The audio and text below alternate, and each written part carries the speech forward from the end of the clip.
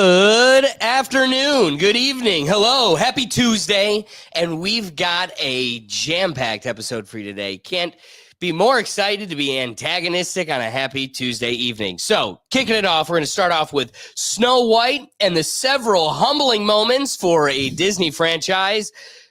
Jasmine, Crockett, a story about how Democrats create Republican voters.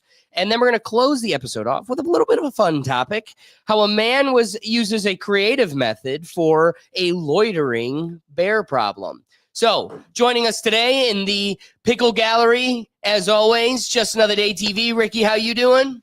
And with us in the side chair, Will, how you doing today? Good. Yeah, don't even talk. You're overstepping.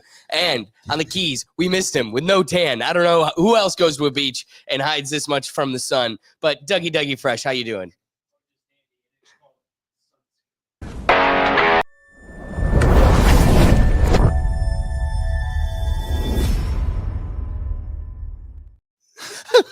I like how you bring each of us here to like, how you doing, man? Don't talk. How you doing? Don't talk. It was an instinct. And then you get the Doug and you're like, Doug, how you doing? Sunscreen, baby. we gotta cut Doug a break. Literally, he just came back from his hiatus on a vacation. I go, Doug, just remember, I'm not talking to anybody. We're just going to go right into it. I'm going to say their names, just click right through them and go. And I'm like, Ricky, hey, Ricky, Will, how's it going? Ricky, how you doing, man? Tell me what's happening. Will. Stop. Damn, that was funny. All right. So a little thing we've developed Debella's subs. What we've done on the show as of recent is opened the show up with some updates. I have some things that just are like interesting, but not big enough topics for like a full thing of their own. So I have here is we're missing Silent Destroyer, if anybody noticed, and he is in South Korea, and this comes from Seoul. This just happened.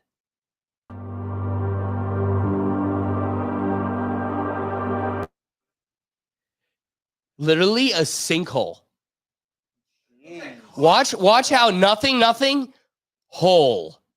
How pops Godzilla. Yeah, dude.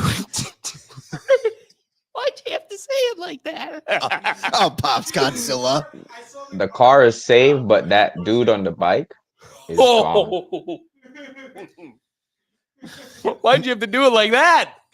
You know, when you mentioned he's in South Korea, I thought you were going to be like, all right, let's go to Silence live stream, and he's in Squid Games. Yeah. I was expecting Red that. light. Sinkhole's cool. Too bad they weren't at a red light when it happened. That's why we're paid the big bucks. Dude, this is an incredible video that I just wanted to highlight because it literally manifests out of nowhere. Hole. I like how the car recording is like turning way off. Like, no. Bigger hole. Bigger hole. Bigger hole. All right, so this is a little bit bigger one. This is an update, quasi-update for an old topic, but in many ways, just a whole new can of worms. Okay. We have discussed the sale of 23andMe, what that entails. Okay, so here's a company that not only is worth a ton of money, however, they own a lot of people's DNA, and they're going through a purchase. And we're questioning what does that mean? What are they purchasing? Are they purchasing all of your private information? Oh, they're buying Is the purchaser getting all of the curation of our DNA? Dude. So I'm on Twitter yesterday. Hey, you familiar with James O'Keefe? Ricky, you familiar with James O'Keefe? I'm going to go with no. Yeah, I know James O'Keefe. Okay, so James O'Keefe is a guy who puts people undercover and gets important people in compromising situations. Oh, this is what your tweet was about. Yes, I know what you're about to bring up. Yeah. Yeah, dude. So I am just scrolling through James O'Keefe, okay? Mm-hmm. And what's the name of his publication? Why'd you got to do that right now? Honestly, because for our viewers, knowing our audience, Just they don't search know who James it is, O'Keefe, they it'll would definitely take you there. they would. But he definitely does be have his interested. own independent journalism. It's OMG Journalists, O'Keefe Media Group. But you'll see it here shortly. But okay, dude, we got our reactions channel and we had Sunday review. There's a whole folder of things that we never ended up getting to. One of them was they got the Commanders organization in a compromising situation. So they've done it through major sports organizations. They've done it to celebrities. But the thing that he does or specializes in is getting political figures in compromising situations where they get them to dinner, they get them comfortable, and they just spill the beans. Yeah. So I'm scrolling, and like Nate Johnson is a very generic name. So Yeah. you just buzz right past that. And I'm reading this tweet that says Nate Johnson, a U.S. Treasury Department policy advisor, has exposed that 23andMe has been secretly sharing customer data with nearly every country.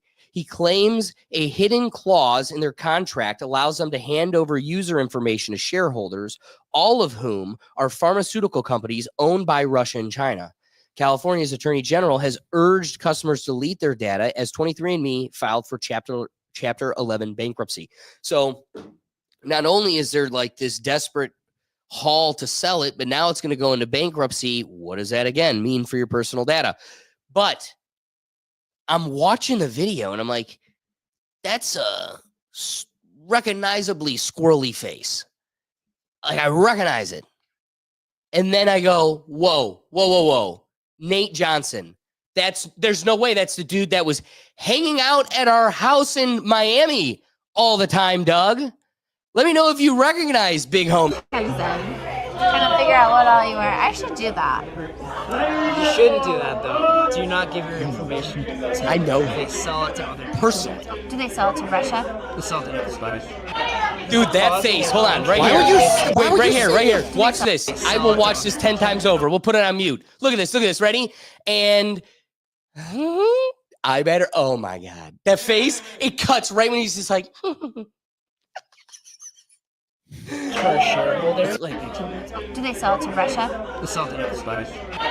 Everybody. I'm a bot individual. We can give your information You to can our buy me. shareholders so they can do some, and all of their shareholders are like pharmaceutical companies. But some of those pharmaceutical companies are companies based in other countries, and those pharmaceutical companies in other countries are like the property of like the Ministry of Defense of Russia, or like owned by China. Okay. Can I make it like a broad assumption? I don't know this individual. You two do, so you two would be able to kind of help guide me on this. But like, if I were to go to his profile, would he have a pronoun in it? You know, it would be as close to that line of being, you know, a male feminist as you could be without like truly compromising all of your integrity. Just enough of it to be like, I'm not one of them. I saw the mannerisms. I heard the voice pattern, and I was thinking pronouns like something, them. It's crazy because I was torn. Is this something you talk about? Because no, I mean this topic. Yeah. Because I know the guy. I thought you meant like him. And it's one of those just like it's a guy that I went to college with. We shared one of our housemates was his best friend it was his Doug. And so just like they went to high school together, he just was always there. And they kind of had their own other friends, but then they were always in each other's lives. It was his Doug. And this guy would come to our house all the time. And here's what's crazy. Let me read that again, just in case the folks at home missed it. A U.S. Treasury Department policy advisor. This dude couldn't get into Lambda Chi. Tried 4.5 years. Couldn't do it. Not good enough for a bunch of us. But the U.S. government's like, let's give you expensive security clearance that you can sell across the government. Go on a first date. And he's also one of those characters that's like, of course. You used a young dude, you can just hear from the girl. Oh, and who do you sell it to? And it's like, oh, you got her? He's spilling his guts. If he had the nuclear codes to give her, he would. If he had the button, look at it. Look at it. I'll lift the lid for you to touch it. Here, please. Just one more date, and you can push the button. Please. Yemen. Click. So again, I'm torn because it's like, all right, maybe it's not my place. But at the same time, like you would sit there and go, if somebody knew Elon Musk, the guy that the whole world's talking about always, you would think you'd have an obligation to like give your 2 cents, especially because we're always outsiders looking in, to finally be like, oh my God, I know that guy and his nature. So interesting. And the way people have reacted around it has also been an interesting experience. Seeing other people talk about him the way I talk about him has kind of been nice. And here's one thing that has been just a very common thread. Again, crazy, alleged. This is all fictional, not true. Pathological liar. Is he? No, I don't know. Alleged. He could be. Could be. He could be. Oh yeah. This is you. He definitely is not. Big time. Dude, it's the craziest. And I was talking to Robert before this, right? Of all people. Been a long time. Perfect. Yeah, right? I knew that would resonate with you. And I haven't talked to him forever. One thing that resonates. Dude, it's like Steve Renazizi level unnecessary lying. We're all just sitting there like, Bud Light's good. Yeah, Bud Light's good. I was in the Twin Towers. What? Like an unnecessary like lie. Mark Wahlberg. If I was on that plane, it wouldn't have gone down. Shut up. Shut up, guy. Mark Wahlberg. I would have hijacked it back. I would have taken it to their tower. Shut up, Mark. I would have called his beeper and said, I have a very special set of skills.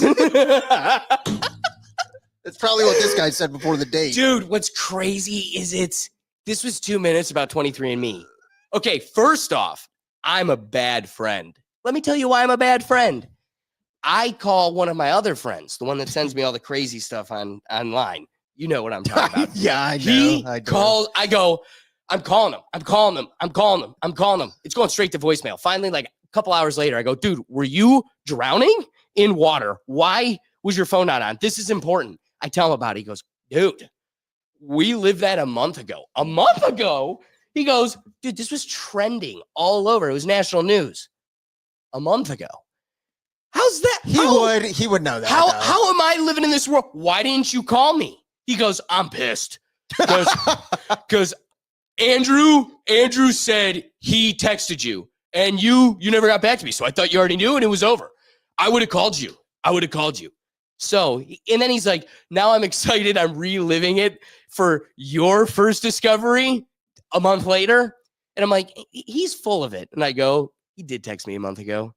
I'm just bad. I'm a bad friend. It came to me and I could have experienced it for the first time a month ago. But anyway. Shocker, you missed it through the litany of things he sends you on a daily basis. Sorry, the one thing missed through the crack and made national all the news. other gems, though, I don't miss. I don't miss the memes. So the takeaway from it all is a month ago, it was an 11-minute full expose. It finally graced my Twitter feed, luckily, just yesterday, because it's trending again because 23andMe just filed for bankruptcy. But a month ago, dog is probably not employed now. And he went out for a simple Taco Tuesday and became national headlines. Bro, he was batting eyes. Funny thing about like the full interview, he's like, yeah, I usually work here, but I travel about it once or twice a month, like about every 3 weeks at least. And it's a pretty great gig. And you're like, it was a pretty great gig, guy. It was really good while you had it. And he sells his whole department up the river. Like the whole 11 minutes is even better, dude. He's just like, I'm so pissed at Elon Musk and Doge is crap. Now, what I'll say is about 20% of them are people over 40 that don't do anything and should be fired. But what makes Doge a problem is it's going to fire the wrong people. And you're like, bro, you are missing the mark. They're going to fire some of the wrong people, and you're one of the right fires, apparently. Dude, he drops secrets. And the best is there is a phone call of James O'Keefe like, we are releasing this story. We got you with like a lapel pin camera. You're going down. Now you can either be a whistleblower and tell us even more, tell us it all, be on this side of it, or you're gonna go down with this thing. And he's like, I do not consent. I do not. And he's like, no. I'm a journalist. I wouldn't be releasing it if I was looking for your consent. This is breaking stories. You can either and he's like, no, I do not consent. I do not consent. And then he hangs up and he's like, nah. Oh God. I almost feel bad for him. You know, where me and major government entities overlap is some address North Street. What was it? What was our thing? Doug, help me out here. Head out the gutter. Yes.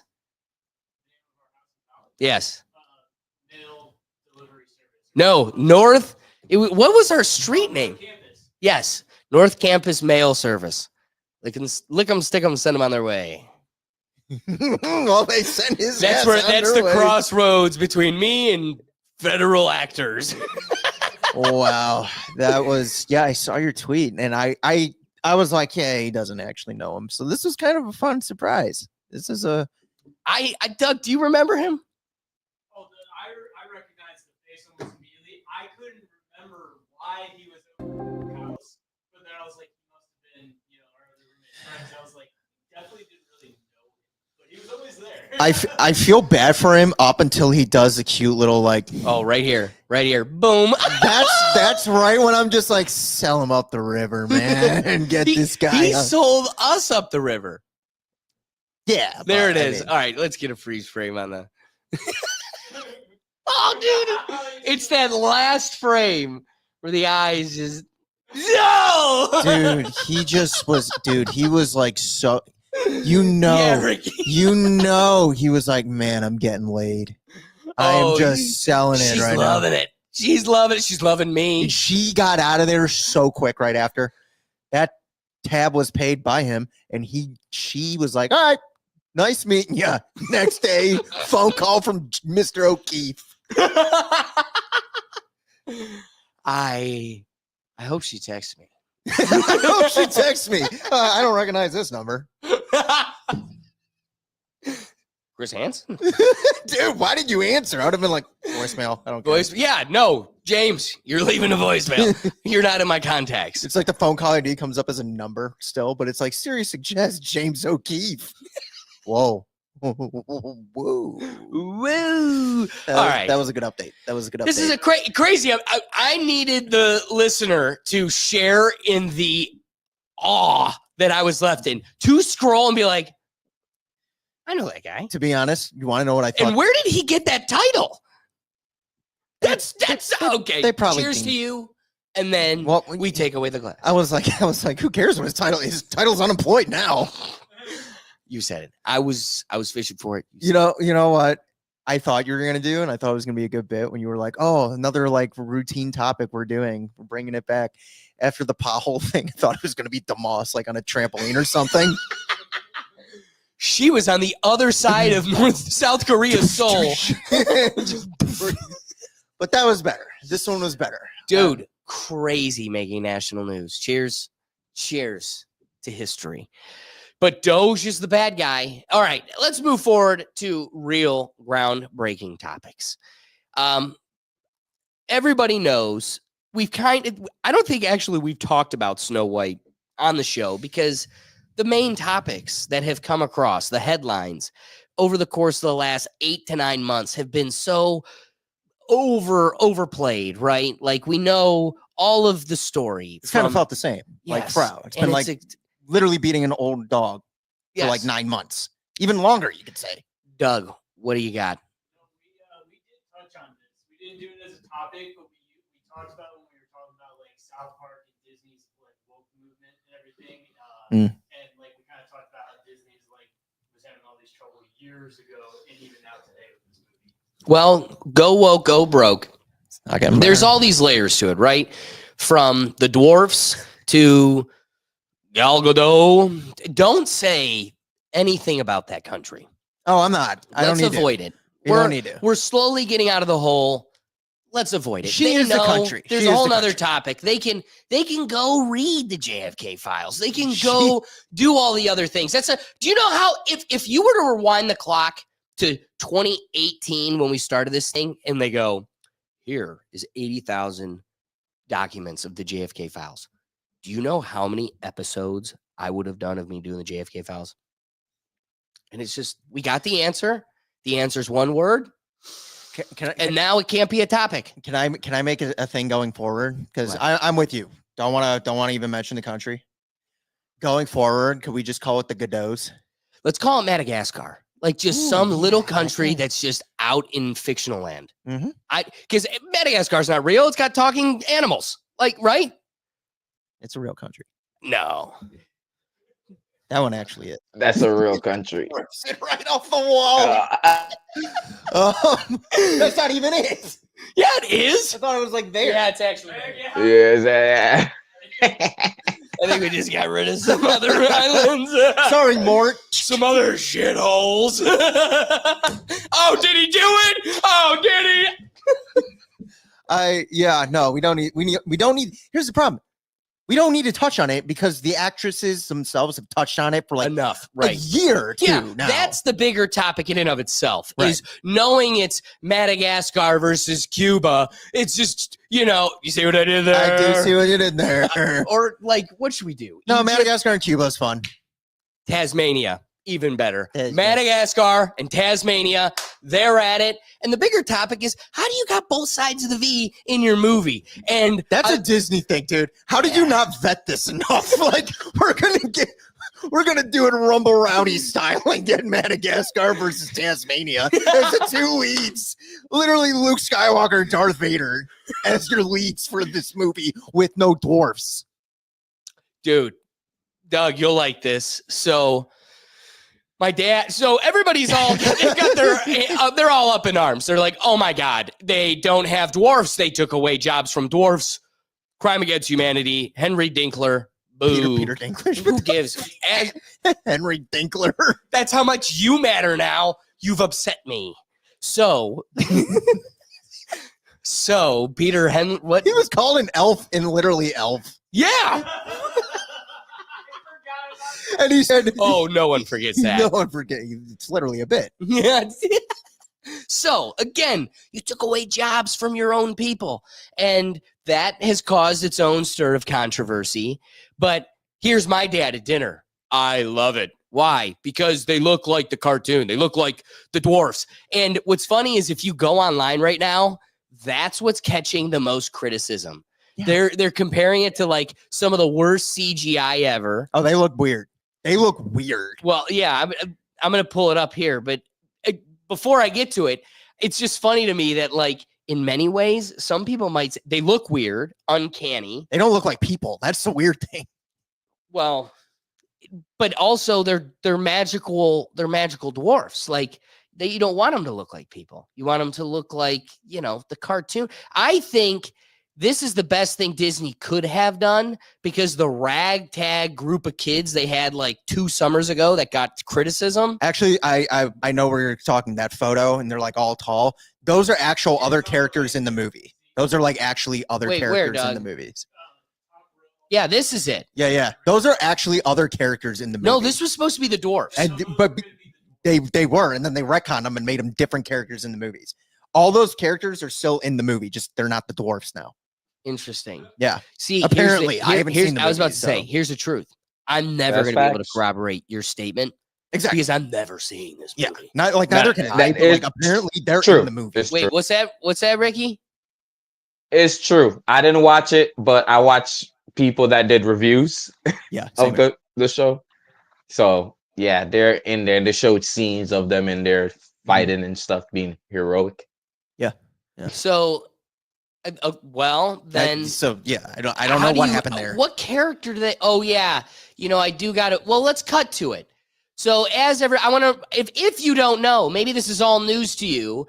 If it is, this was the first step of controversy the film ran into, with Rachel Zegler trying to virtue signal and only backfiring the marketing of the film. I mean, the original cartoon came out in 1937, and very evidently so. There's a big focus on her love story with a guy who literally stalks her. Yeah. Weird. Super weird. So we didn't do that this time. So no prince or a different kind of prince? We have a different approach to what I'm sure a lot of people will assume is a love story, just because we cast a guy in the movie, Right. Andrew Burnap, great dude.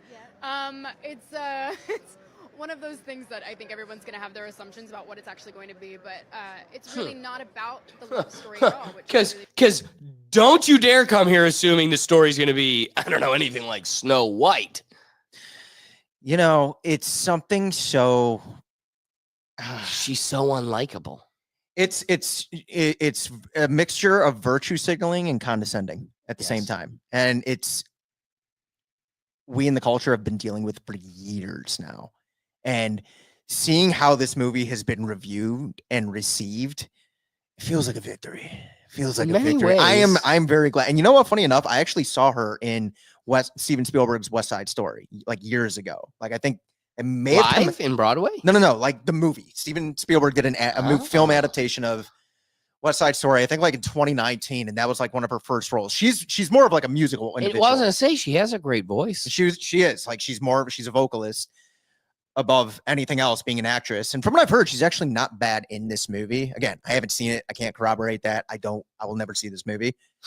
But it's one of those things, in West Side Story, you talk about getting that little bit of fame and then you think your platform is up to here, because that movie was very well received. It was do you want to see what she thinks she is? Oh, because again, here's the problem. It's not just one bad marketing moment. It's she has to have Disney, training on how to speak in an interview. And it's either the training has been terrible for her, or she's not receptive to it, and she's terrible at learning. I do too, because check this out, dude. I'm going to stand there 18 hours in a dress of an iconic Disney princess. I deserve to be paid for every hour that it is streamed online. All right, so if Will calls this a win in some ways, in whatever respect, we need to see it for what it is. The numbers, this is the outcome. Go woke, go broke. Zegler has reacted to Snow White tanking on Rotten Tomatoes with only a 43% score. Disney's live-action adaptation of Snow White has managed to carve out a respectable, yet slightly disappointing opening at the box office, despite falling short of initial expectations. The film garnered approximately $87.3 million globally during its debut weekend, with $44.3 million coming from the domestic market. This performance places Snow White among the top-grossing films of 2025 thus far, positioning it to potentially enter the year's top 5 earners. However, the film's financial success remains uncertain given its substantial production budget, estimated between $240 to $270 million.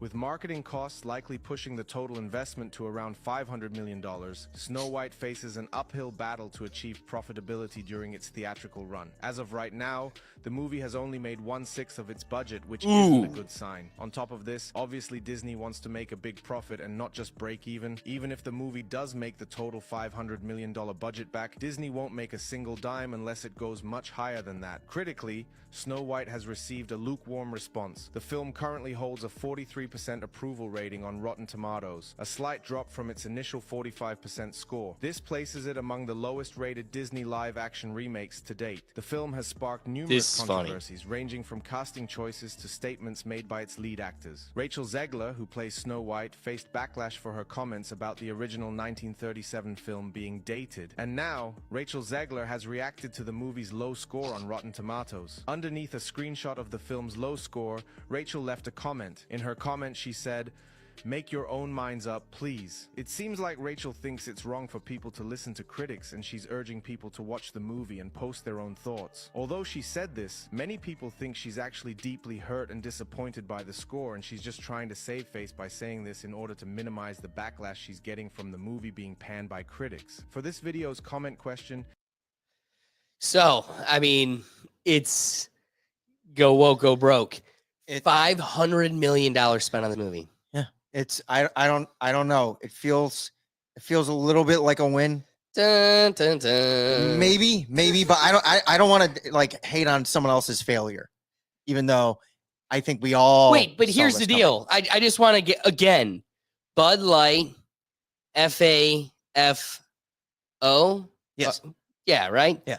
And they No, you did found that right, out. yeah. Yeah. So they found out, and we just stopped buying Bud Light. Then they were like, all right, readjust. And we're like, thank you. That's all we wanted. And the market dictates itself. When people don't like Elon Musk saving the world by buying Twitter, making relanding rockets casually look gorgeous, self-driving cars, robots that'll fold your laundry, underground tunnels, just the future of existence. You guys are layman's, you went to the moon. I'm going to go beyond that. But I don't want to just go there. I want to civilize that. And you could tell it's for the sake of just existence overall. When you don't like that, because you're literally psychopathic, and you just start terrorizing, like a terrorist would do, terrorizing civilians for having a different market choice, like buying a Tesla, you become terrorists. We don't go into a movie theater with paint, no. Right, and just start dumping paint on people. We just don't go. we just don't go. No one's harmed. No blood. I was actually at the theaters last night, and I don't remember seeing Snow What White. movie did you see? Mickey 17. What's that? It's the new one with Robert Pattinson. It's the one where he's like multiples of him. Was it good? Wasn't bad. Yeah, it wasn't bad. It's just I don't want to get too into it. Just too many plot points. They could have cut 20 to 30 minutes off that movie. It's like a dark comedy, try to be satirical, kind of like modern day. Mark Ruffalo plays like a guy who's kind of like a little reminiscent of a current world leader right now. And but it wasn't bad. Pattinson carries the film. Pattinson is good. It's a good movie. I'd recommend. Well, but go see that movie. See that. I'm not gonna go see that movie. You know what? I'm going to see Friday. Actually, I'm actually going to see the unicorn movie. Snow White. Nope. Something about killing a unicorn. I don't know what it's called, but I'm gonna go to that one. And here's where I'm at. Definitely go to movies. Support movies. I'm all for. We can't let theaters die yet, Doug. We don't need to relitigate that. Just let me have a point. Go out and support your local theater, but I'm going to go see the unicorn movie. I'd like to go see, there's another one out. I can't remember. Anyway, good movies, but we just don't go. And so you anticipated at least double, right? If you're going to put 500 million in, you're thinking you're it's getting Disney. close. They're at least expecting to get break even. It's Disney. No. At minimum, a Disney movie is like, yeah, it's going to break even. That's like the bar is low. But I'm saying that's not even it. They're expecting to double whatever they're putting into it. Sure. When they put in 500 million, I can almost promise you they anticipated to gross 1 billion. Well, I don't know how they thought they were going to do that when they had Gal Gadot as one of the main leads, and I can't understand a damn word that woman says. Dude, go. It has been. So you know what, while, yeah. Doug? That was going to be one of my next comments. Is how much of that 500 million is just simply switching out those ninja fighters to CGI dwarves? We went from the Ninja Turtles to the dwarves, the CG dwarves. You know what's funny is I just rewatched the Hobbit trilogy, and it's like the Hobbit and dwarves, and they're just people that they just made look shorter. And funny enough, they still look like dwarves. But see, and that'll be the next topic, the better topic. But if it's not the Democrat way to look at people that are other as people, they're not people. Their demographics worth exploiting. You know, and that's my biggest issue that's come down to this is it's Snow White. We talked about Nosferatu. Talked about the original Nosferatu and the most recent modern Nosferatu, and it's essentially the same story, just modernized. Didn't add much, didn't change much. But with creative, creative integrity, but like you kept true to the source material. no, I was gonna say they filled holes. No, but they filled holes, but like holes still creatively. the original story, they didn't deviate from it. Yeah, they still kept it. Sure, they added more, but like like creatively. Completely like her going up there and be like, it is not a love story. That's literally what Snow White was. It was true love's first kiss, right? That's it. Prince Charming isn't in this movie. From when I looked it up, Prince Charming isn't a character in this movie. He's like a thief. So I don't know what they're doing. Then everything that they said off camera regarding any of like their personal opinions on world affairs right now. This is a Disney movie. This is a children's movie. It should have been like empowering to little kids to go see a live action Snow White, enjoy it, get away and escape reality for a few hours.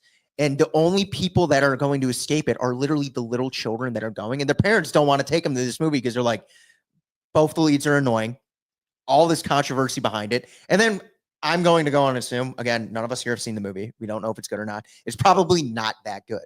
So when I see her make a comment saying, please make up your own mind, the people have. Don't you get it? The movie's been seen. And a lot of people are saying, this is bad. It's really, really bad. Well, and you brought up Gal Gadot. People are tearing apart her performance. Oh, They're she's not a saying good actress. She is the worst part of this movie. She's not a good actress. Apparently, her Maleficent is the worst. Of all, and funny enough, she is the worst performance. You had Brad Pitt's ex-wife, Angelina Jolie. Yeah. She was Maleficent like 10, 12 years ago. Yeah, you're right. She's like celebrated Iconic. as how good she was at that. Because I may not be the biggest Angelina Jolie fan. I think she's kind of like a little bit of a loony, but like kind of like Johnny Depp. But like Johnny Depp, as an actor, as an actress, she's talented. I understand why she gets these roles. Gal Gadot, why would you give that woman exposition? I can't understand a word she's saying. And that's not to be rude. That's just like, do not give this person exposition. This person doesn't speak well. She doesn't act well. She's a very pretty woman. That's why she gets cast. But just because there's plenty of good-looking people out there that we know, that's about their talent. I wouldn't put them in the $500 million movie and then be shocked, oh my God, it's not making the money back. And then just be like, oh my God, they're fighting with Snow White. It is funny, though, when you think about it, that like Maleficent is supposed to be jealous of Snow White's looks. And then you put Rachel Zegler next to Gal Gadot, and you're like, she's jealous? She's jealous because she's pretty. And again, Rachel Zegler, she's a cute girl. But it's like, I'm supposed to buy into this? I don't want to totally depart from Rachel Zegler because she, like, really a crux of, I think, the failure of this film is just she's so insufferable. Every time you see her, you're just like, oh my God. But I would like to, maybe we owe her and the movement and strong independent women, like maybe we owe the situation a dialogue about Snow White, the original story. Right. So like when they look back at you and they go, we changed it to be strong and independent. And all I think is that Andrew Schultz show where it's like, when we had to go fight Saber-tooth tigers, you wanted to pick berries. The second there was AC in like like tower buildings, you wanted to be a CEO. Funny how that works. But I do think we still owe the conversation, like the consideration about, dude, what a weird film. Like, I'm opining on what you just said. We have the villain. What did she kill your firstborn? No. Did she, like, enslave a whole country? No. Did she steal a penny from you? No. What is it? I'm jealous that she's prettier. Bruh. And then what happens? We Bill Cosby roofie her, throw her in the woods until, thank God, a gorgeous prince was stumbling through because there's dwarfs and trolls. There's dwarves.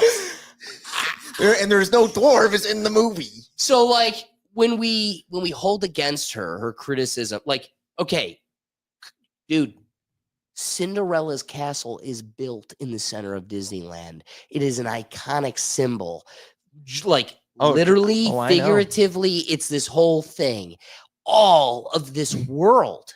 From the Disney rides logo to the movies It's literally the logo, yeah. all the different franchises, but beyond Cinderella, like that's the piece I'm talking about. But all of this, Mickey Mouse, so much of it is built on the back of like Snow White, the movie. It's like literally that movie was groundbreaking. It's literally the happiest place on earth, and somehow this movie has turned it into just a disaster. No, I don't even mean it like that. but Like it's like this is a quadrillion-dollar business, and you need to accept that this original cartoon is it's not the thing that built it, but it's a staple because of time. Well, really, like time and place.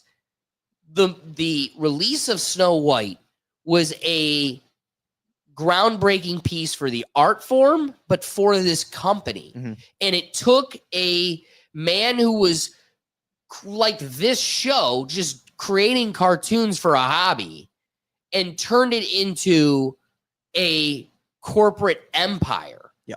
And so much of that mechanism was turned on this movie. So people take it personally because, you know, the parents that are raising us, that are raising their grandkids, that are raising the younger generation, all of us are like, you know, it passed down. That was the original film that all of us have experienced. And so when you attack it, it feels like you're attacking me personally or our lives personally. Like, isn't that a weird movie premise? Yes. To sell the kids? Yes. So like, you want to look at Rachel Zegler and it's like, honey, you can make the same point. Yeah. And deliver it in a package that doesn't make people feel attacked. Yeah. To where now they just don't like you. And now every next word out of your mouth is definitely going to be interpreted with a scowl on my face, where I'm just like, what are you saying now? What do you got now? Whereas before I'd be like, she's got a point. She's got a point. It's the condescending tone. It's Yes. the I know in better. everything she says. It's the I know better than you. I like, and if you disagree, like, please make up your own mind. And it's like, I did. I literally just did that. Right. Here on the Rethink Tank, we actually thought about it and rethought about it a few times, and we still do not like it. It's like you are insufferable. You just and you take a cute person, but it's just your mannerisms, the way you talk. Everything. I watch you and just you can't even pose for the cameras without me just being like. I want to be paid for every hour it's streamed. Really? This one I don't think it's going to get streamed that much. You sure about that one? You don't want it paid up front? And we'll get to it, but in classic liberal fashion, you gotta play the victim. You just keep punching people in the face, and you're like, poof, poof, poof. Everybody's so mean to me. To everyone, the Harvey Dent quote: "Either die who hero hates or when I win, be the villain." And to everyone who hates when I win, the winged victory came to the Louvre in pieces, and people still line up to see her. Could you imagine if Tom Brady And I acted can like this only after his 6th Super Bowl? hope that despite my flaws, This is how Aaron Rodgers asked when he loses in like the divisional round. They hate me for my loss. Like, And you know the and now I'm painting going show- into my think tank in the woods. The sculpture showed up to the Louvre in pieces, and people still. despite my It's cracks and my breaks, and there are many of them, that at every premiere and everything I do, people will wait in line to see. Ricky, what do Wrong. you think of this? I feel like they can't blame the black man. They should blame the Hispanic. You know what I'm saying? Like, I'm just saying, like, that. All right, look. Magazine Dreams about to make more than Snow White on a lesser budget. All right. Disney can, like, do all the think tanks, like, do all the writings, and come out with good products and not rush their stuff. They didn't even rush this. We've been hearing about this for years, Snow White, and they didn't rush it, and it's still crap. So with all that money, I don't know what they like really doing over there, Disney, Marvel, Star Wars. I don't know what's going on. But what you talk, people go check out last week episode. What you spoke about last week, this is why they're failing.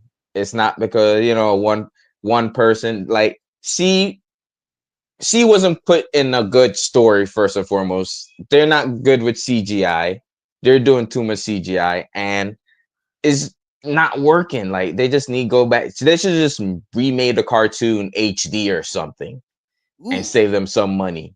You know what I mean? Instead of doing all that, especially when they start hearing her talking on the press run, they should just cancel it and just made the cartoon HD. So let me ask you this. What are your thoughts then of kind of our little side dialogue about the movie itself, the original story? Like, is that really a film we should be playing for our kids? Like, maybe we should have that talk. Like, it's a story about a girl just lost in the woods and she's just crashing with some dwarves, eats an apple, passes out, gets kissed by a prince to wake up, and she's like, you're the one. But the key is I think the movie cut out like the 6 or 7 nasties that showed up and kissed her before that, because the story is it's unlocked by true love's kiss. Yes. So if fate should have it that like even 3 or 4 of those dwarves showed up, or anybody else lurking in the woods, they'd kiss her and she wouldn't wake up. She'd just keep, and then the prince was like, hey, and then, well, I'm okay. No, I'm being hyperbolic to make a point. Maybe we shouldn't. No. This is a bad movie. I'm with you. Like in modern times, it's not a good look. It is a little bit creepy, a little bit. She got Cosby'd. But I think there is like some, I guess, like lessons in the original that you could have made modern, that sure, they could have done a very good job with it. This film's biggest failure is not even the movie. Again, none of us have seen the movie, so I can't talk to the quality of the film. Right. It's everything outside of the movie that worked against it at most part. I'm with her when she makes that original point. Like, it's not a modern film that was made back then. She's 100% right. 1937, like, totally get that. It's literally closing in on 100 years, which is incredible on its own, that 100 years later, that story is being modernized. Do it justice then. Right. Don't make it be this debate of things that's not even in the movie, that's not even going to be discussed in the movie, to where we as viewers are now, like you said, I would like to agree with some of her points. It's her attitude and the way she goes about it that makes me be like, oh God, I don't even think she likes the original. And right. And she said that. And I'm lukewarm on the original myself too. But I can look at it as like, I like film. I like the history of film. I like to see how we've, like you said, Snow White, Cinderella, these were staples. Disney isn't even here if those things didn't happen. Pay respectful kudos to these things. And I'm not saying have like 7 or 8 different random men kiss Snow White in the modern film. Ooh. But there are ways you could go about it with creative talent people behind it. I don't think there were creative talent people behind this at all. I think it's ridiculous that they were given $500 million to do it. And I find it absolutely ridiculous that that company now has the balls to look at us and be like, and play victim. Right. You have infinite resources at your disposal. You had infinite resources to buy what? Star Wars, plenty of other properties. Then to be like, oh, think for yourself and see if you like the movie. The people have spoken. The movie's not good. It is what it is. It's a failure. So I'm with Ricky on that point. Yeah. And I'm with you on your. But they could have even. It should be modernized. They could have rewrote it as young love. See, they haven't seen each other. Got the apple. The one true love came back. Like, they could have did it. There's a lot of ways that they could have did it. You know what I mean? But hey, they're a failure. Will said it. Like, all that money they're throwing, $500 million, like $500 million for a movie, and a lot of people don't even like it. Like, I don't know. people from different grounds, or get Alex in there to come review the script before he even put it in production. Literally, like, you know what I mean? ChatGPT. Honestly, You could have exactly. just gone to Like- ChatGPT. Speaking of ChatGPT and like AI, like It's on crazy. Netflix, the creator of Dragon Ball Z and Dragon Ball passed away a year ago. They made a show completely generated through AI and put it on Netflix, and it's so good. It feels like original Dragon Doug, Ball. what are your thoughts on that? Is that Dragon Ball Daima, that new one? Yeah, it's honestly, it's pretty dang good. It's all right. I mean, it totally like undoes some stuff that's already been It was canonized considered by not him. canonical when Yeah. it came out, though. Like they literally said like this was created through AI, and it's like it's pretty good. It's pretty good, and that's you couldn't have done that with modern Snow White. Oh my god, dude! If we're gonna talk about Disney's failures in using AI, they could have used AI to come up with a better Star Wars sequel trilogy. Right. I mean, my god, that was awful. What do you mean? Elaborate. I mean, if that What made trilogy it was bad? awful. Well, the first one was okay. I mean, it was very nostalgic, kind of just fed to the fans.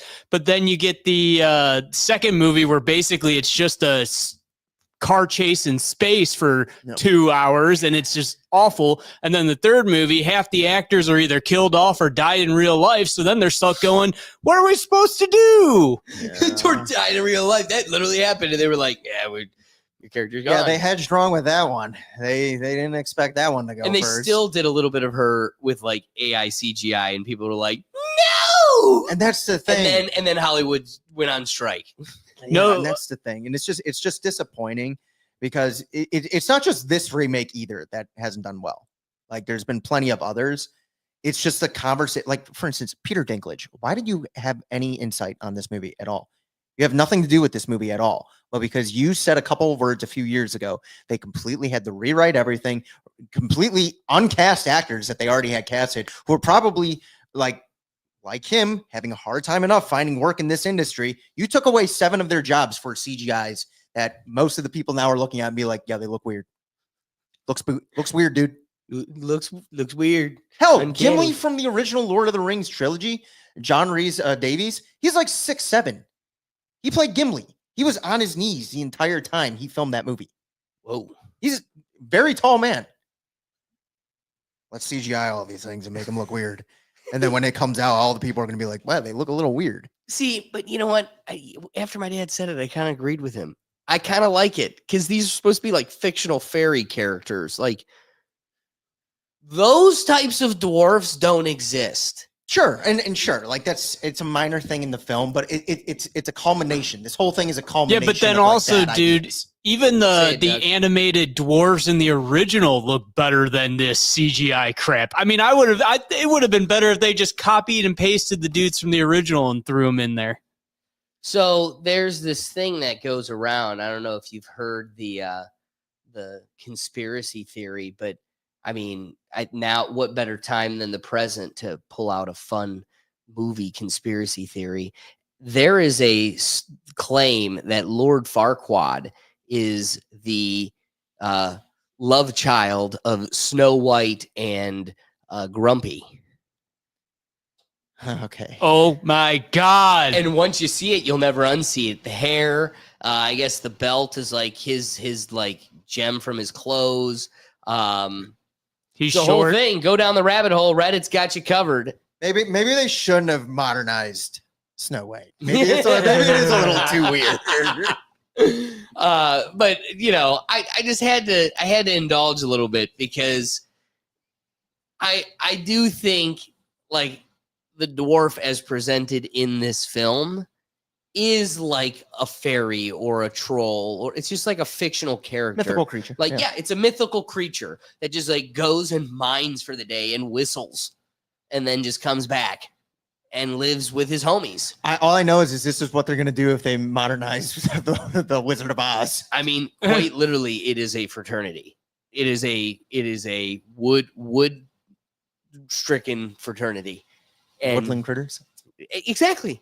So to me, I think what they did with the character, their CGI things. I mean, you still needed voice actors. I think it actually benefited because now when you go to Disneyland and you see dopey, sleepy, grumpy cocky, whatever. Sniffy. He's got like a leather jacket, like he looks like the Fonz. yeah, exactly. What does he look like? Maybe he's more Farquaad looking. But I only say that because, like, now you'll go, these characters that I saw in the film look a lot more like what I see at Disney World. When you go to the amusement park and you go on the ride, or you see the character and your little kid gets its autograph by a 7 foot tall dwarf, like, or I think they're like 5'4". They get little young college girls to do it and pretend to be a dwarf. Okay, you'll go, it looks just like the movie. I think it was an upgrade. Like, I probably shouldn't say this, but you'd be like, it freaks me out. Otherwise, like, no, it's not. It's different. It's not the same. I don't know. Hey, they should have. They should have did it more. In the movie, wait, Ricky, what's that? They should have just did it more like Looney Tunes. You know what I mean? Like, I agree. Yes, it would have came off way better instead of making so much more realistic stuff and like just couple animate CGI stuff. They should just literally went cartoon. The princess can be real. The what I mean, the queen can be real. Everything else is fake. Make up the animals for goddamn. Yeah, they make them instead of Snow White and Bugs and Daffy and Tweety. That would work. It would have worked. Did you see the last scene of the movie though? No. Now this is where it gets weird. Oh, lovely. They're all in white. Every character that you saw in the whole movie is dressed head to toe in white stuff, just dancing. And people online are saying it's a Diddy party.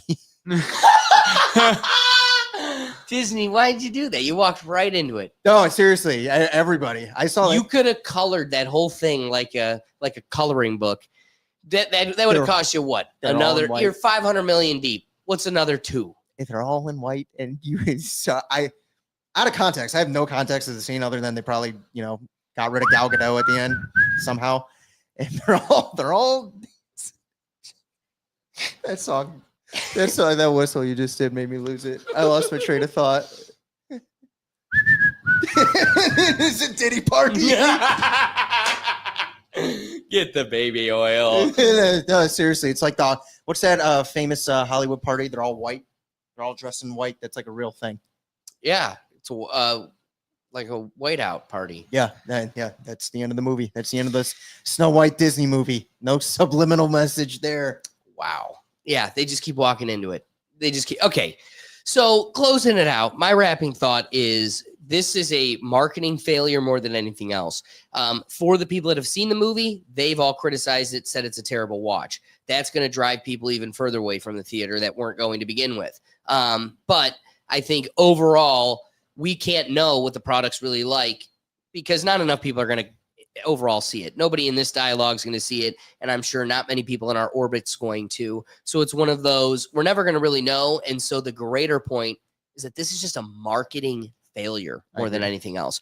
$500 million into a project. If you're going to do it, you got to do that perfectly then. You are Disney, and you could sell polished turds, and people are still going to buy them, but you need to buy them enough to, like Doug said, they're not getting into this even considering breaking even.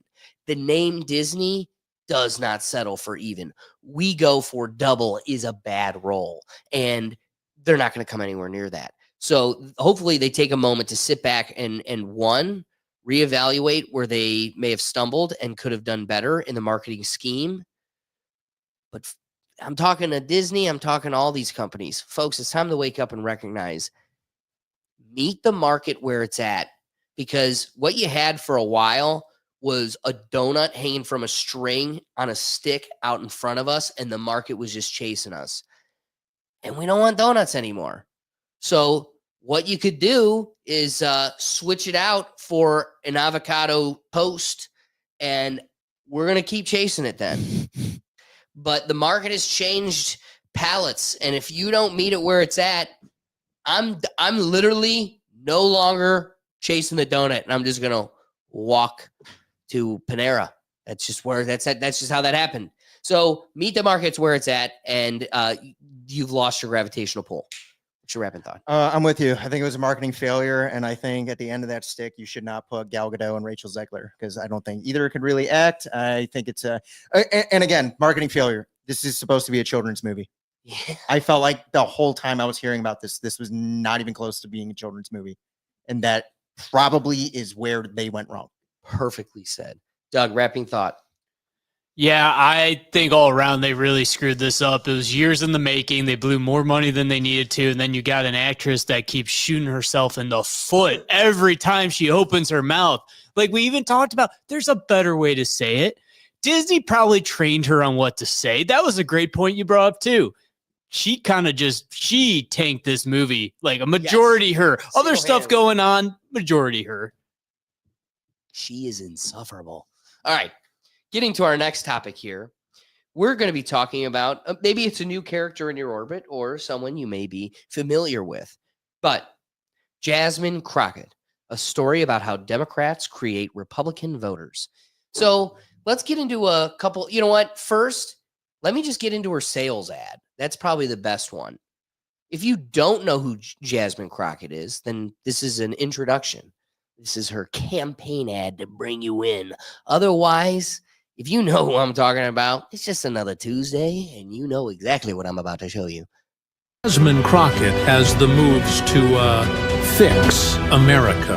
Y'all about to find out. She is definitely on the side of the American people. I'm rooting for Canada. I'm rooting for Mexico a lot. Black folk not have to pay taxes. I don't know if that's not necessarily a bad idea. Somebody slap me and wake me the f up. We all know Jasmine Crockett is a fighter. If I come and talk shit about her, y'all gonna have a problem.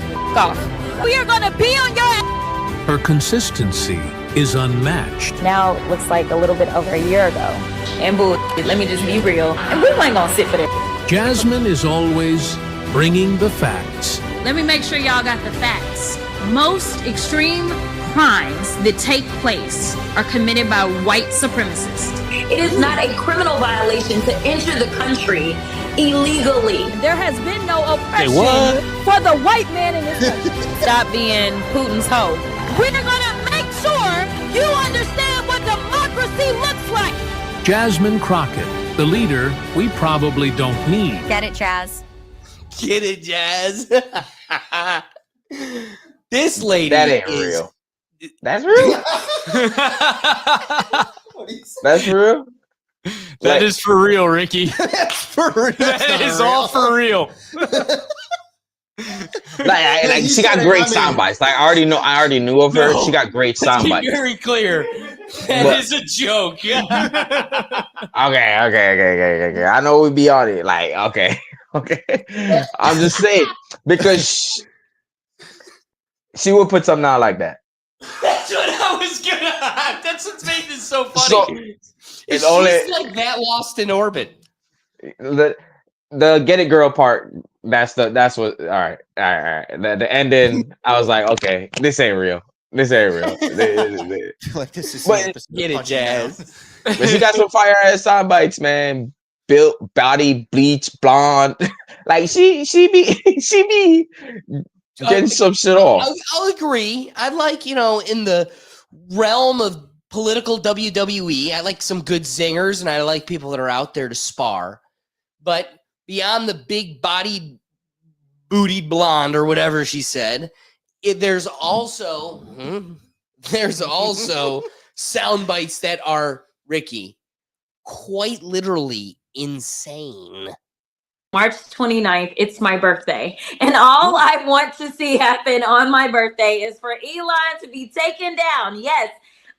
Listen, I have learned as I serve on the Doge Oversight Committee that there is only one language that the people that are in charge understand right now. And that language is money. And so I've been so proud to see us organize behind a cause because okay, so she wants to see Elon Musk taken down. How about what she's got to say about Ted Cruz? I think that you punch. I think you punch. I think you're okay with you okay with punching. I think and I love Colin, and I think towards the end he started to punch a little harder. But it's Ted Cruz. I mean, this dude has to be knocked over the head hard, right? There is no niceties with him. At all. You go clean off on him, right? Put him on a list. Put him on a list. Proud supporter right there. William Hubert. Put him on a list. That's me. Brother. Okay. Does she? Before again, the sound bites, the WWE. In today's political age, like they're funny, they're fun, kind of can make jokes with. What are her actual like positions? Does she have like? She's in Congress. No, I get that, but like, what are her positions? Oh, starch, like as far left as you could go. Okay, I was like, is she? I think she's part of the squad. Okay, Squad, I wasn't sure. Squad. I was like, sure, you could say your sound bites, whatever, like kind of get like notice that way. But it's like then like behind the scenes, like it's much calmer speak, and all of a sudden it's like, hey, this is kind of where I stand on this. Well, that got to such an antagonistic point that she was called to by Pam Bondi, the Attorney General. Yeah, the AG. For she's like, you better watch yourself. You keep walking that line, you're gonna get yourself in trouble. Words have consequences. And what happened after she said that about Elon Musk? She's a Texan in her own home state. After she said that, this morning, 3 explosive devices were found in Austin, Texas. So she needs to unequivocally denounce the violence. She must apologize immediately, not only to all Texans, but to our country, to the American shareholders of Tesla, because she is promoting violence. And then you showed the clip of what she said about Senator Cruz. I believe she probably will be censured by Congress for saying that. People don't learn. She's using her public persona, her public platform to increase her followers, to increase her significance, and she is threatening lives, safety. Seriously. When she did this at Tesla, Sean, people's lives are in danger. This is America. We're in a free country, and she's yet encouraging this violence in our country. Think of all the lives that could have been jeopardized in Texas just today by her words and what she's done. But she didn't stop with that. She continued on with Senator Cruz. She has to apologize immediately and denounce the violence. And girl, you think she's going to take that from a blonde? Just in case the slow people listening decide to click this up later, I just want to say that I have never promoted violence whatsoever, yet I've also never made excuse for those violent actors such as the ones on January 6th. So Pam Bondi, if you have an issue with terrorism, maybe you should talk to your boss about locking back up those guys that he let out that participated in January 6th. Okay. You want to go there? Well, let's talk about Biden's pardons then, crazy lady. Look back at our previous episode, people. Doug's dunking from the back. Doug felt attacked. So, who are we talking about? What does she do? What is her policy? Yeah, like what are her actual like positions on things? Like, her positions are: I make on paper $200,000 a year, but my policies are: how do I get this bag before I get out of here?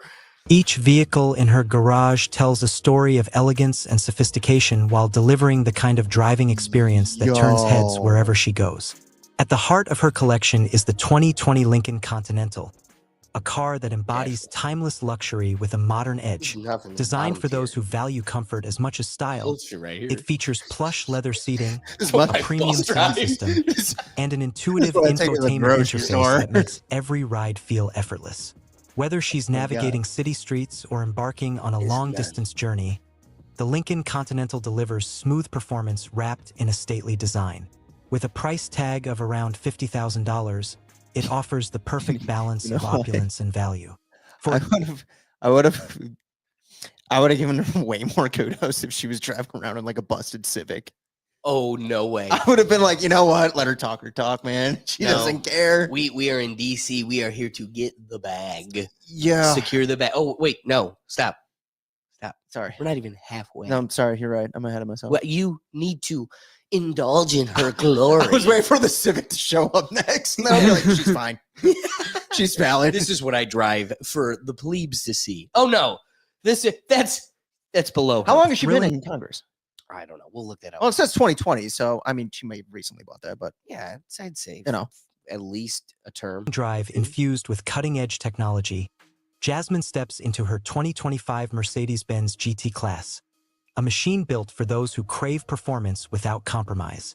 Inside, the cabin is a futuristic masterpiece, boasting a fully digital cockpit, hand-stitched leather upholstery, and an array of high-tech iPad in safety that features thing. that ensure confidence on the road.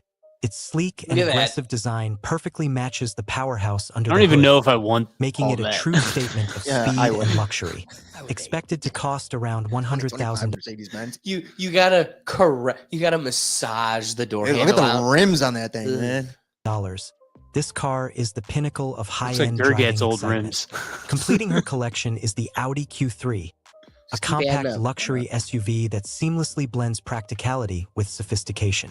I don't With know a if that's spacious, practical. tech-savvy interior, Eh. a large touchscreen infotainment What do you know system, about practical? and advanced safety features. I think a Chevy The Equinox is Q3 quite the ideal practical. companion for both city commutes and Oh, weekend wow. getaways. Crosstrek. At approximately $45,000, it proves that premium quality doesn't have to come with an exorbitant price tag. Jasmine's selection of cars isn't just about driving. It's about making an impression. Whether she's gliding through the city in her Lincoln, commanding attention in her Mercedes, or embracing versatility with her Audi, every ride reflects her signature mix of elegance, power, and modern luxury. The Mercedes interiors. So she's modest, she's humble, And she she's buys wanna foreign. use- And she that's buys just- foreign cars. and yeah, she buys foreign That cars. was pretty good, man. I didn't even think of that. Yeah, only Doug would pick up on that. That's why we got Doug. We need you. Dude, We've been missing. We've been an unbalanced scale without you. I know. Honestly, for a I troll, know. honestly, for a good troll for her though, she should get like a Cybertruck. Oh, Just be like, I don't condone violence. I got a Cybertruck. That would be funny. my friend, can I be clear to you? I just want you to know that is not the worst clip. The reason this is the topic today is because, you know, she's not a pivotal character in my political sphere. I don't really see much of her, but she makes trending headlines today with a viral clip that is probably going to be the one that gets her in trouble. Is it the wheelchair one? How'd you know? I literally saw it like an hour before I came here. I didn't see the clip. I just saw like. Thank you so much, Morgan, because we in these hot ass Texas streets, honey. Hot ass. My dad would love that. Yeah. Do what you will about Trump. Never said that. We in these hot ass. You know what? I did it a disservice. Let's start it over. I want you to. I don't think you caught the hot ass. Thank you so much, Morgan, because we in these hot ass Texas streets, honey. Girl. Y'all know we got Governor Hot Wheels down there. Come on now. And the only thing hot Say about him is what? that he is a hot ass mess, honey. So yes. In a different context, that Right. could be like Okay. a sick All right. comedy. I'm gonna move on because That is thank a you hot so ass much, mess. Morgan. No, not that. Like the Hot Wheels. Like in a different context, that'd be. But No. she goes, he ain't hot. That's what I mean. Like, yeah, He's a hot mess. yeah. That's funny. That's fucking funny. Okay, stop Yeah, playing. it is. It's kind Governor Hot Wheels, stop playing, man. You know, we got Brandon. People can get name called now. Come on. Governor Hot Wheels is Hot Wheels. We had Brandon. We had all types of names. You know what I mean? Crooked Hillary. I don't know, man. I don't know. 'Cause, like the other thing that you praised her for, like, again, the last person that acknowledged the hair of the other culture, they lost their job, but she gets to bombastically attack and like again, we either need to be consistent. I'm not going to say the senator, like, here's my why in the road. Senator or congressman that said he to that transgender representative or senator, I don't care to know, whichever it was, I should know, I'm sorry. But you remember that debacle like a week or two ago, Right, where he right, said right. he, and Yes. then like that person was the female transgender person referred back to him as she to be like snarky and just moved on. But then someone else caught wind of it and like blew up. It's like, I'm not moving forward until you apologize. He's like, well, adjourned. We're done. And there's like a thing of decorum. I want to have like the freedom of this world, right? So where I stand on the trans thing is like pushing the doctrine on children, which is really the whole game. That's their obsession. Right. They need that for whatever reason. They won't admit it, but that's what they need because they can't brainwash their own kids. They can't have it themselves. Biology is an inconvenience, but you live in this world where I want to live in a free world. I want to live in a world where you don't get to tell me how to live as a free adult. So I remember as a kid of the 90s, you'd turn on the boob tube and you'd see some guy doing tattoos and like bump piercings to look like a lizard. Yeah. And I don't want to live in a country that doesn't let that guy have the freedom to get lost in his body dysmorphia. Like, I'd like to also have available mental health resources to maybe try to offer him help, but that's their choice. That's called freedom. That's being a free adult. So we're the, salt water and the fresh water, that little marsh where that meets for me is I'm willing to let free people be free. I just don't like the indoctrination of children.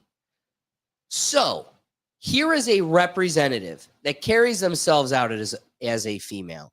I personally interpret that as body dysmorphia. I'd like to help them. I feel as though indulging in the delusion doesn't help them. But I'm not the majority in the science. And a majority of people chose to have this person represent them in a fashion that they outwardly carry themselves out as a female. That being the case, I would say it should be illegal, a problem, disciplinary action, reprimanding, qualified for an elected official who's elected as a female to be called a male. Period. This is an adult. Oh, I get it. And I think we can have a real conversation about, statutes for schools and everything else, but you got to respect the person.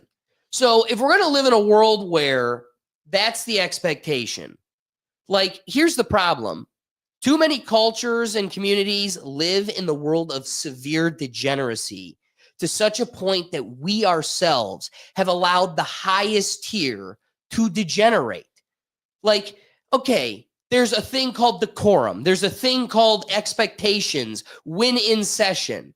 And those things are, they seem like posh, unnecessary charades. But many of them do serve a purpose. And a lot of it is just a traditional show. Why don't you peacock? Once you lose that, what do you have? Like, once you lose the tribal ceremony, what do you have? So we've degraded that. Again, the language we heard, hot ass Texas, that would never have come out of, that will not come out of Barack Obama's mouth. Yeah. So when you look at a distinguished dignitary that represents people, and you on one side of your tongue will go, you're an asshole if you don't admit he's not the greatest president of all time. Why?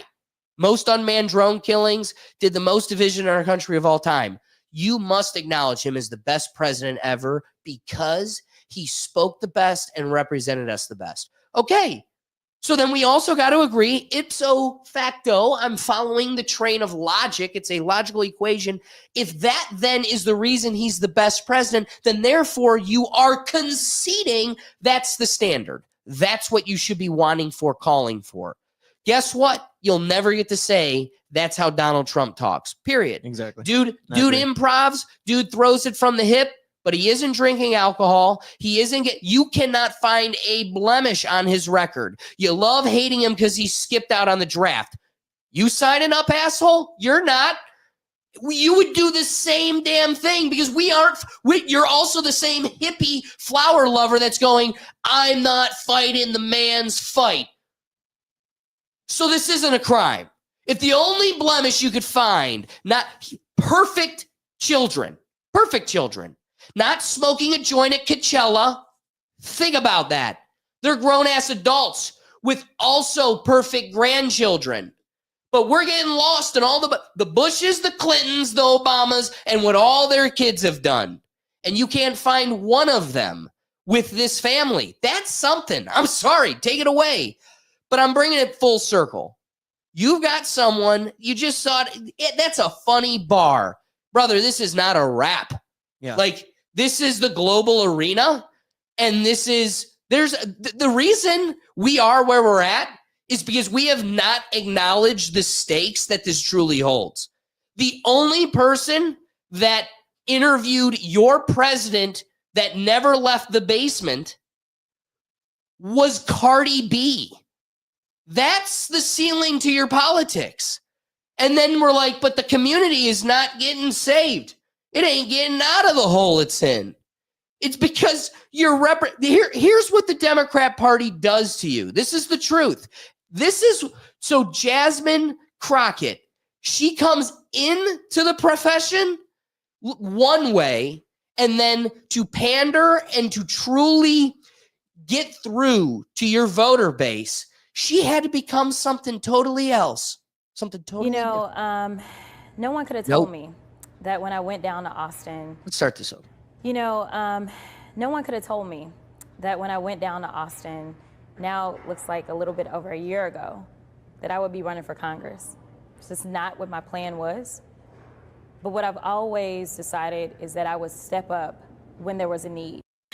Because we in these hot ass Texas streets, honey. So again, it's one way of starting your career, and then it's becoming another thing because that's what keeps the lights on. And so I think it's more of a reflection of the voter base than the person they voted for. That's exactly what I was about to say, bro. She was elected by probably that base, bro. She is that. She seems like that's how she always been to me. Like, and her base don't mind. Not saying it's right, but her base don't mind. If you ain't part of her base, you just go the other way. Like, you know what I'm saying? But the Hot Wheels shit's still funny, dog. I agree. But dude, that's for us to say, right? Like, no, you can't say that, Alex. That's not fair because Trump has said a lot of funny shit, and I admit they're fucking funny, bro. They're funny. If it's funny, it's funny. A joke is a joke. It's not because they're on the right or left, but it's just funny. But her attitude and how she carries herself, like during interviews and stuff, I find it kind of city girlish. Like, you know what I mean? Like, not even like what I would want for my representative or my daughter wants to see to be a representative. You know what I mean? I get that. But on that specific thing, just a name call right there. Changed my mind a little bit. Well, dude, on that specific thing right there about Hot Wheels is hilarious. Dude, calling for Elon head, I don't agree on Elon. Calling her calling on Elon and Tesla. Like, there's no need for a congressperson to be colluding for a private company. You know what I mean? Like, swaying the stocks, that should not, or calling people to arms. Come on, Hot Wheels, look, bro, come on now. And that's the nigga he was talking about, bro. Come on, he going places. He been places fast. So, Doug, what were you gonna say? No, I was gonna say, like, Democrats love ripping on Trump for things he says on Twitter, or like how he sometimes has those no filter moments and everything. And dude, she's like acting like Trump. Like, why is no one like going, she shouldn't be an elected official because of things she says, and she's just saying these things to get more Twitter followers and more followers in general. It's like same shit people were saying about Trump. Why isn't anyone saying this about her? That's what Alex is saying. That's why I gotta hand it to Ricky. Ricky, truthfully, you changed my mind in a positive way, which is, if I kind of reflect on some of the things that I love about Trump, it is many of those taglines, and a good fraction of them come in inappropriate times and places. So with conceding that point, really you nailed it. And okay, what I wanted to say is Trump he said Pocahontas like literally in a presidential address. But Bro, like, come on now. I That's gotta- just and what did we do? I can't sit here and pretend 3 episodes ago we were going like, it's like, dude, we were revering it. So like, I can't be lost in a cult where, okay, when you see your team get a dunk, it's fun because we're saying it. When we're all shooting the shit, that's what we're saying. And then we just saw the rep, the guy, the lady, the man said it, and it's awesome. But the other side of the coin is, I wanted to make the point, maybe it feels different because it's in like when they're in official capacities. Like I didn't like the blonde, the bing bong boom blonde one because I agree, and most of the internet did. Most of the internet loved it. because she didn't start that. She ain't start that. If you watch the full like 5-minute thing, she ain't started. But she finished it though. Pocahontas thing. But I want to say the time and name place. calling didn't Yeah. start with her. And that's the problem, is the Democrats will get lost in like the fact that I'm white or that I'm blonde, and not like, I think they were talking about trans or like something was inflammatory, and we got lost in the topic itself, and we didn't. And then it evolved into name calling and stuff. So it's like, my criticism is the good tagline in an official productive capacity where it derails it. It's frustrating. At the same time, when it happens from like my side, I love it. So I can't. But as I got it, maybe that's something I got to work on. And I shouldn't say that. I don't love it, but I do like Ricky said, sit back, laugh, and go, ha, nice, good one. It's fun to sit back and laugh because yeah, she has one-line zingers. Here's the problem with the way the Democrats go about it, and it hasn't happened to her yet, but I think it's going to be an issue that she falls into. People aren't agreeing with what you're saying, though. The average person is. What's the difference between Trump when Trump makes his zingers? He's speaking more for how we are. Her having that point of like, what's the problem with them coming through this country illegally? You just said it. You literally just said it. That's your zinger. That's your one zinger. Her going to bing boom bong plastic blonde. Like, I don't care. Like, because at the end of the day, it's like, I don't agree with you still, just because you have the zinger. The funny part about Trump with his zinger, him looking at Pocahontas, you said you were Native American. You're whiter than me. Pocahontas? Okay, I'll call you that because you're self-proclaimed that. Trump's better at it because it works. Hers is like, and it resonates. It works and it resonates. The Democrats don't resonate with the normal person. I don't see how even if they're funny, and I would agree with Ricky, what she's saying is funny. Like we were laughing throughout that entire intro video of her. I didn't agree with the word she said.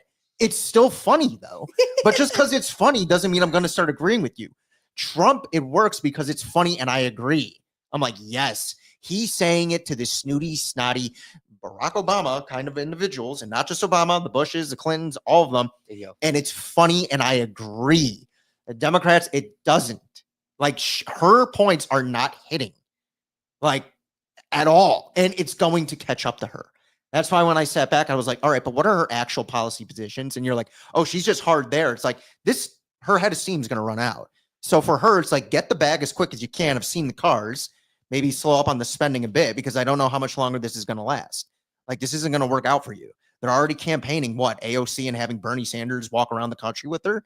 And it's like, this is where, dude, do you think that's going to be the ticket? Yes. They're already trying to preset it for 4 years from now. They want their base to buy into it, thinking that AOC will beat the JD Vance and the Tulsi Gabbard ticket or whatever it's going to be in 4 years. While for 4 years, we fix the problems that they created. So all they have is the one-line zingers. The problem is super socialist with that ticket. The one-line zingers run out when they don't resonate with people. Then I'm just looking to be like, you're just talking out your ass. Right. Like, pardon the language, but like that's what it's going to come out. Dude, you aren't speaking to the country. You're just in the podcast. I know, but I'm You're like, okay. I don't want to get us in trouble like with the curse words and stuff like that. But it's like, that's my issue I see with her. So sure, it could be funny, but at some point the humor is going to run out when it's not resonating with people. No, you're just when I saying, can't buy groceries. Right. You're just saying stuff to just say stuff and be like the commenting on the guy in the wheelchair.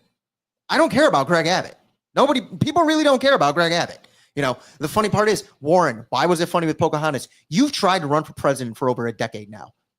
You've tried and tried and tried and tried. The only thing you clapped at was the Ukraine bit. You want to keep going, Pocahontas? We keep giving them money. That's why it's funny, because the American people don't want to keep doing that. So again, Jasmine could have all these one-liners and they are funny, and we'll concede it, and I'll laugh at them when you put them on. I want us to do weekly roundups of her too. Like, keep adding them in. They're funny. But then I want the discussion to be like, do we agree with what she said? And we're going to be like, no, it's still funny, but no, it makes no sense, her position. That's why it doesn't work. And that's, like Ricky said, that's been the Democrats' biggest issue, is they do not resonate with the average individual. And then they double down. And then and that's going to be her issue. She's going to make these comments. She's going to double, triple, quadruple down all the way, because she has to. She doesn't have, look at Gavin Newsom. He made one comment out of line in a 2-hour podcast where he completely didn't agree with Just show a little bit of realism. Just a little bit of realism. They got him. They got him. And it's going to happen to her. It's going to happen. And it's not just her. There are going to be others. Her doing the Trump play, I don't blame her. It worked for us. It's still working for us. You know, you have JD Vance get zingers in every once in a while, but it resonates with us. That's why it works. Okay. You know, that's big issue, but I don't have an issue with her saying these things. She's allowed to, you know, Fair. but if it's not resonating, it's not resonating though. Yeah. Ricky, do me a favor. Give me your rapping thoughts. Close this baby out. Those were my rapping. You know, keep the singers going, but get Democrats, all Democrats, like, pretty much need to get better on the policy, as everybody been saying. Like, just find something better to run on, like, for the people, man. Like, you know what I mean? Just speak to the people more. The singers are going to be there, but just speak to the people, because the platform they're running on right now have been running on. It hasn't been working. The messaging has been the same. It's been pretty much the same characters since COVID. It's been the same characters. So it's like, we're tired of them. Like, they lost seats. They haven't gained. So call me crazy. Keep doing the same thing over and over. You're crazy, right? Like, no Sanity. switch. Yeah, exactly. Like they do better. So, you know, Ricky, you've as you've kind of walked that out, you've really made me reflect on a bigger point, which is we're sitting here calling for the representative to change its trajectory to align more with our will. And but what's crazy is that we don't have Doug's lost in space. He missed it. It's all right, Doug. It's all right, Doug. You got me next time. Got him next time. So back to what's funny is with this they've got themselves trapped in a corner, because this is what works insofar as that's how they continue to get donors. If this is what the corporate mechanism wants, or even grander, the Democrat Party demands its agenda, the way it sells itself to the public, if this is the Kool-Aid they're selling, if you want to have the backing of the Democrat Party, Jasmine Crockett's got to put a little bit more twang in that baby. You can't be speaking so clean like you came from a Ivy League school. You got to talk like you came from these streets, as Kamala would say, and you got to put on the mask. And the problem is these people, like as Ricky's point was, and even yours, Will, is we want them to be more like X, Y, closer to my beliefs, what we want to see representing us.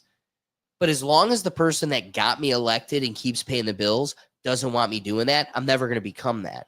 And so I think the greater point for me walking away from this whole dialogue is we need to demand more and better from our system. Yes. So we have this system that, a whole bunch of Freemasons or Satan worshipers or who knows from way back when wrote a constitution and this brilliant government, and they built a skeleton, and we've put the meat on the bones, and man, it's an ugly looking monster, and we kind of probably need to shave a lot of that meat off and rebuild some of it, but the core is there. And the thing that they gave us, the foundation to what we've built upon, is they've given us an ability to where if we build a big enough platform and we're able to talk to each other in a grand enough scale, and we all agree that the Democrat Party can hand me this thing 10 times over. I'm never going to vote for it. The Republican Party can hand me eye patch. What's it? Evil Morty. They can hand me Evil Crawford. Morty Crenshaw. 10 times over. I'm never gonna vote. There's never a time that guy's gonna support my belief. And that's the thing with Trump. Like Trump's Well, and that's why it resonates. It resonates with the masses. So you either evolve, like either a politician steps forward and gets enough of attention, and their platform is what resonates with the people, or, and that's why they do a great job of making sure we don't get this ability. We don't get the opportunity to connect with you, the listener. Thank you for listening to us live, jumping in the comments, adding that extra edge to the dialogue, because this is what they're up against. This is what they're at war against, because that's the only reason you look at this thing they gave us, Jasmine Crockett, and what it's evolved into, and you still consider voting for it because it's all you got. Yeah. And what you said, you really struck fear into me. Future fear. I mean, we'll probably be in World War III before then, but like, man, the next election with an AOC and Bernie Sanders, that's a tough ticket to beat. I don't think it is, because I think the longer this is going on, though, and again, it comes down. Well, to, it depends on what happens in the next 3 years, and it's just the resonating. It's the resonating with the individuals. It's like you mentioned, like her. She goes to these different cities and starts changing the way she speaks. What have I always said about Trump? Trump's Trump wherever he goes. Never changes. It's still him.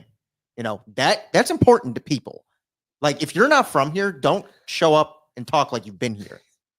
Fair. I don't need you to do that. I don't want no chameleon for president. Exactly. But if you could come here, be another individual from somewhere else and understand our issues and speak to the people, that speaks louder than just you changing the way you talk.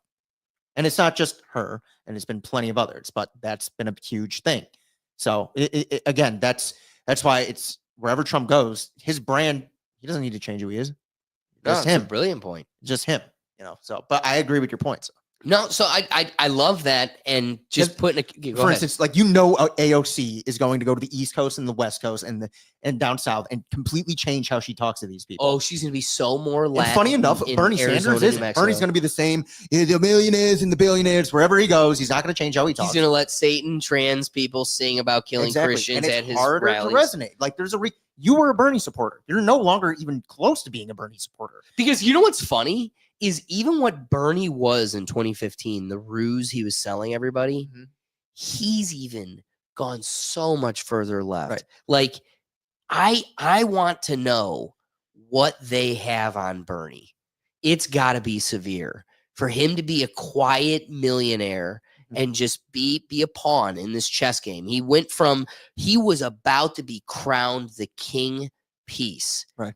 And he's like, okay, I'll accept going right back in the front lines. I'll be a pawn. I may die in the line. That's the thing. And now he's even worse. Like, his politics are more socialist and just delusional. I mean, you're going to see a socialist ticket, and the younger generation is so far from being socialistic.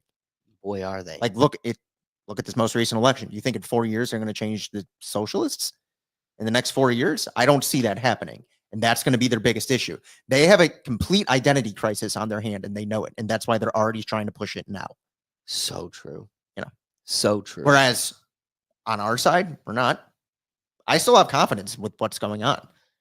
Well, and it's only 2 months in, by the way. It's only 2 months in. Let's have a talk about how, well, we're almost through March, dude. It's amazing how fast it's been going through. He's still in his first 100 days. Yeah, no, well, you're right. You're right. That's what I'm saying.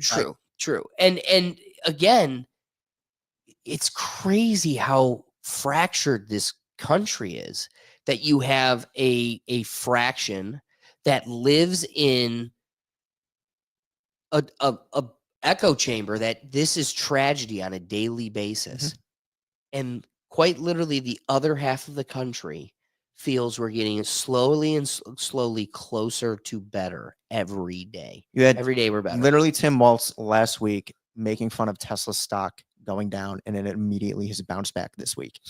That was your win. He also said he wanted to fight Trump supporters. The MAGA. Loser vice president, who was one of the big reasons they lost. Did you see someone bring that up to Joe Rogan? Yes. Yeah. He's just like, yeah, he's a loser. No, that Tim Walz wants to fight. He said he could fight any MAGA person. And they're like, you voted for Trump. The UFC yoked gorilla. They're like, he said he could fight any MAGA guy. And just Joe Rogan's like, but that's what I mean. It's like the Democrats are so out of touch. It's almost scary how out of touch they are. Dude, you think we're going to let a guy who dressed up like a cowboy in assless chaps come close to that White House? No, and that's why you're already starting to see videos of AOC kind of doing like rallies because they're in freak out mode now. They Which are in is freak out mode. crazy because I got to tell you, you think he learned from the last 3 Here's the times? thing. You should be going for Moderate Gavin people. Newsom over AOC, but he said transports. Let me just pose this. 4 years, say it is Vance Gabbard ticket. That's what I think it's going to be. Vance Gabbard that'd ticket. be And then you have the amazing. AOC and whoever her running mate You is. serious?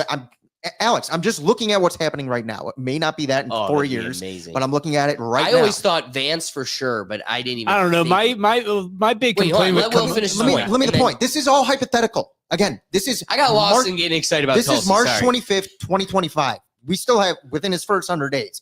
This is just from what I've seen online in the first 100 days. AOC Sanders ticket, Vance Gabbard ticket. You're going to have Gabbard debate Bernie after 4 years, and you're going to have Vance debate AOC after 4 years. Again, the normal American, the average American. I'm not talking your far lefters, your far righters. I'm talking the everyday person that swayed this election, and they're going to sit back and listen to him talk. People didn't care about Vance a year ago. Now it's like, yeah, he already has a vote for me. Oh, he would crush her in a That's day. what I'm saying. And we're 4 years, but that's how out of touch and bad it is for the Democrats. That we're 4 years from that point, and I'm already seeing it's like, I've never seen her in stadiums talking before, and now I'm seeing her in stadiums talking where they're always like filming, like, look at her, look at how excited everybody is. Oh, I don't care. I know what she's going to say in 4 years. We all know what she's going to say in 4 years. It's what was just said Tax most the recently. rich. Tax the rich. She's got as many cars as Jasmine Crockett, and we want the trans kids. The squad. We want the trans men in the sports and all that thing. And we're all going to sit back and be like, did you learn nothing? Did you learn nothing? The average American. I'm just saying, like, it's weird. And it's like you said, there's this division, but it's like a lot of people are saying, I'm concerned for the Democrats, and I'm not even on their side. I'm like, this is your identity. You're quadrupling down now. It's only going further down. I don't see it getting. We're just sitting around. We're literally kicking back and watching things happen. You know, they had the whole Hegseth like text thing happen, and it's like, why does this feel hoaxy to me? The Atlantic, the famous newspaper that hates their side, somehow got this text so conveniently. Something's off there. Something's weird there. I don't buy it. I'm not buying into it. But it's, again, they got to find every little thing, every little chink to throw at Orange Man Bad to make it stick, and it still hasn't stuck. And he's not even running again in 4 years. He's just going to anoint the next guy. He anointed our next governor. We're voting next year. And he's like, yeah, I already know who's winning. Don't even have to guess. Like, I don't see it getting better for them. And this whole Jasmine Crockett thing, you could say your one-liners. You could say it's all funny. 3 years of this, and people are going to sit back and be like, no. Their side's going to agree because their side agrees with whatever they say. Everyday American. What do you mean they can't come in here illegally? It's just that they just came in. You said the word. You said the word illegally. That's why. I don't know why that's the controversial word in the statement. You know, but they keep doing it, and they're not going to fix, because the Gavin Newsom interview spoke volumes to me. It's especially to you, but volumes. He said one thing out of line in 2 hours. And most of the stuff he said I didn't disagree with, but I could, respect him for having the conversation, speaking to his points. But he conceded on that one point, and they turned on him immediately. And he was who I thought was going to run 4 years. He probably was. And if I was him, I'd be like, keep in mind what just happened. Come to this side. We'll have you. Our entire party. Ask Tulsi. Ask Tulsi. She's in the cabinet. Not just him. She was a Democrat. She's in the cabinet. Her, RFK Jr., RFK, Rogan, Trump. He was one of you at some point. Now running the country. Come on over, Gavin. We'll have a talk. You think Trump agrees with everything RFK says? No, but I'll listen to you talk. Say the sports thing again. Say it again. You can stay. Looking at Gavin. Oh, the Gavin. Say the sports thing again. What sports thing? trans thing. Oh yeah, say what I want, and you could stay. And he's just like, I don't think it's right. Oh my God, do you feel liberated? Yes, and you will feel less under pressure if you come to our side. Because all you can be is honest. And I just be honest. I will look at people and be like, I don't agree with him. Probably on most stuff. You know what's laughable? But I can respect him for talking Think about about it. how many powerful people in our orbit are obsessed with the abortion issue on the Democrat side. And you're just like, what you're missing is the Republican side is not what it used to be even 15 years ago. Definitively pro-abortion. I mean, ask Don. Don Lloyd comes in here. We debate all the time. That's the thing we debate. And he's a staunch Republican. I've voted for Trump 3 times in a row. You're sitting back going, we are it has become the party of honesty. Yeah. You have a sheer division within Republicans about abortion. How do I know that? Because look at Republican states. 12 of them have made abortions illegal. The rest, Trump won 48 of them. They all decided no ho ho ho ho Yeah. ho ho ho. And it's like, we want the open dialogue. We want Trump leaving it up to the states' rights was genius. Let our voices be heard more. I don't want some overpowerful government demanding it's yes or no. He was a genius for that. Like, honestly, that's the smartest decision he made on it. Let the states decide. That was Perfect. the whole point of the Civil War, Done. man. States' rights. Take That it, was the take whole it, point. Because I'm gonna flip it to you. Wrap it. Give me your whole kit and caboodle. I really hope that like she doesn't get on any ticket in the future. Like this There's is no all way. fine and dandy, like Will said, ha ha ha. But like, no, I don't want this for the next 3 years for her to be, like just to then. I don't want any more of this. I don't want any more. This was enough of this for me. And again, It's fatigue. what is AOC other than no doesn't mean no, no means find another way. What did she say?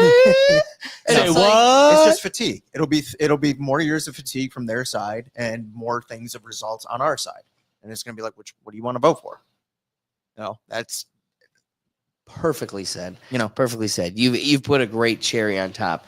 And so while I anticipated, I mean, look at we're only 2/3 of the way through. I anticipated these to be some pretty dense topics, especially with the hitting James O'Keefe piece. Things blew my mind. Doug, I'm so mad your mic was probably off for that. I need to just get my shit It's all straight right. over here. Because Doug corroborated the fact that he was in our house so All many the time. times. I recognized his face immediately. I'm like, how did I know this guy? Yeah, But I'm like, he he was was in your always kitchen. there. Always there. So, that all being said, we got one last final topic. It's a fun one. It's a perfect way to send out the night. And so, we have here how a man uses a pretty creative method in keeping away a loitering bear problem that he encountered.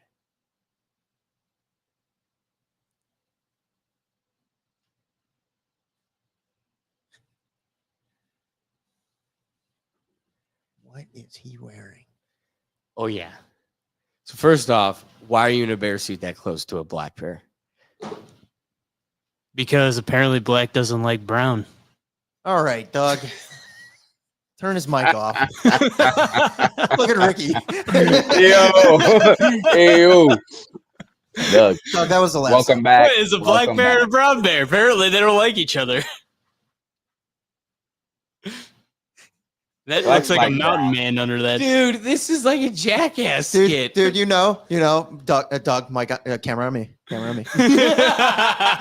you know that guy walked out of his house with his cup of coffee, was like, It's time to put the suit on.